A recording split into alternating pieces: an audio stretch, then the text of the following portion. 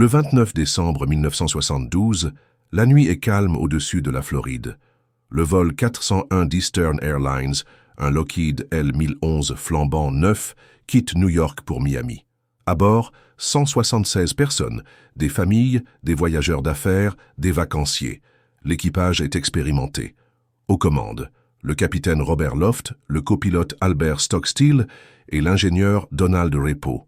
Le vol se déroule parfaitement jusqu'à l'approche de Miami. Alors qu'il prépare l'atterrissage, une petite lumière du tableau de bord refuse de s'allumer. Elle indique la bonne sortie du train d'atterrissage avant.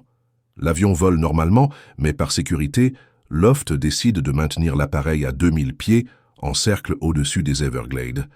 Repo descend dans la soute technique pour vérifier. Pendant ce temps, Loft et Stockstill manipulent la console, concentrés sur ce minuscule problème. Personne ne remarque que le pilote automatique s'est désactivé.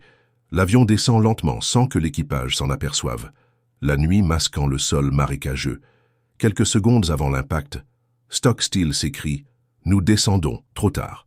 À 23h42, le vol 401 s'écrase dans les Everglades, se disloquant instantanément. 101 personnes meurent, dont Loft et Repo. Ce drame devient l'un des pires crashs aériens de l'époque. Mais ce n'est que le début d'une histoire encore plus troublante. Pour économiser, Eastern réutilise des pièces récupérées sur l'épave du vol 401 et les installe sur d'autres avions de la flotte. Peu après, des événements étranges surviennent. Une hôtesse voit un homme en uniforme assis en silence dans un siège passager. Quand elle s'approche, il disparaît devant elle. D'autres membres d'équipage voient le même homme, toujours au même endroit. Ils le reconnaissent. C'est Donald Repo, l'ingénieur mort dans le crash. Les témoignages se multiplient. Certains pilotes disent avoir vu le capitaine Loft apparaître dans le cockpit.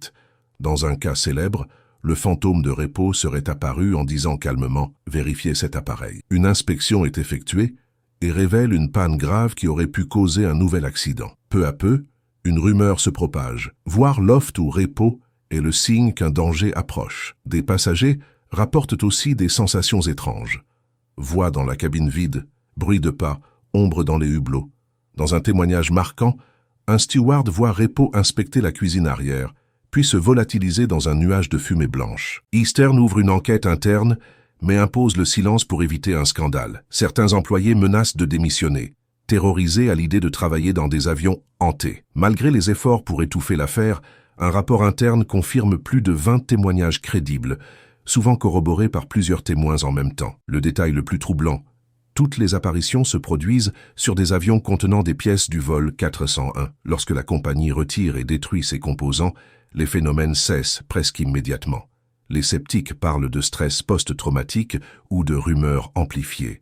Mais comment expliquer des apparitions observées par plusieurs personnes simultanément? Pour beaucoup, il ne fait aucun doute que les esprits de Loft et Repo continuaient de veiller sur les vols. Cette histoire devient une légende de l'aviation. Des livres et un téléfilm, The Ghost of Flight 401, popularisent le mystère.